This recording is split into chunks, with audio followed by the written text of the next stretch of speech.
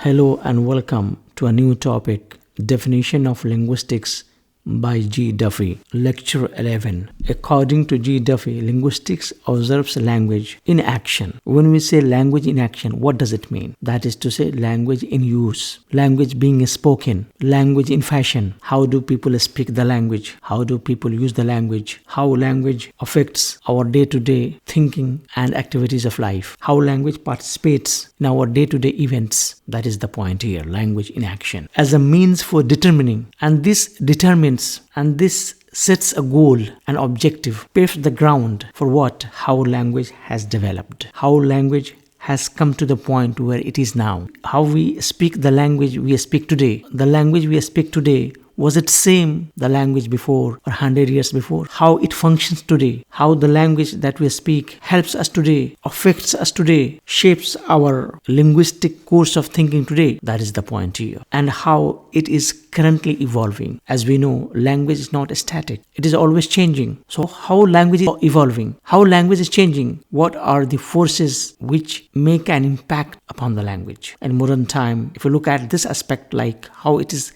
currently evolving, technological advancement has played a key role in the evolution of language. In modern time, we have come across a lot of such words we never heard before, like 10 years, 20 years before, like Facebook, YouTube, Google, and so on. So this is the definition or interpretation of the definition given by G. Duffy. Let's review the definition, what I have just talked about and explained in a way I understand. Linguistics observes language in action as a means for determining how language has developed, how it functions today, and how it is currently evolving. G. Duffy. Hope you understand the concept. Thank you and goodbye.